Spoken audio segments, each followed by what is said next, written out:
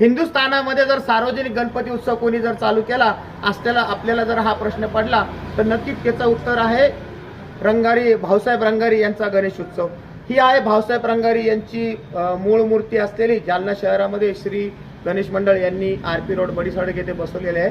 भाऊसाहेब रंगारी आणि कृष्णाजी खाजगीवाले आणि गोटवडेकर हे साधारण 1892 मध्ये ग्वाल्हेर येथे गेले। त्यांनी सार्वजनिक गणपती राजेशाही थाटात बघितला आणि या तीन मित्रांना कल्पना सुचली की आपणही सार्वजनिक गणपती बसवावा आणि त्या अनुषंगाने साधारण 1893 मध्ये ते पुण्यामध्ये आले आणि त्यांनी खाजगी गणपती हा सार्वजनिक उत्सव चालू केला।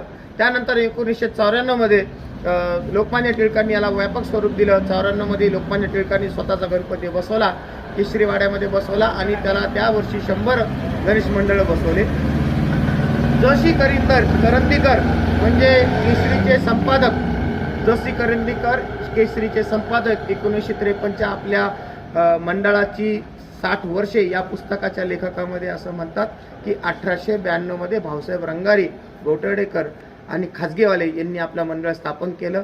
खाजगीवाले, गोटवडेकर हे मंडळ आज बुडालेलं आहे, परंतु भाऊसाहेब रंगारी हा मंडळ आजही चालू आहे आणि या मंडळाची विशेषता म्हणजे 1892 पासून तर आजच्या 2025 पर्यंत साधारण 133 वर्ष झाले।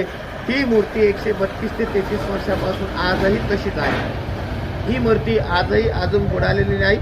नक्कीच आपल्याला जर पुणे येथे जाणे शक्य नसेल तर या जालना शहराच्या RP रोड बडीसडक येथे श्री गणेश मंडळ धर्मशाळा ओम राजमिलन मिठाई समोर या इथे या आणि या भाऊसाहेब रंगारी या गणपतीचं दर्शन घ्या।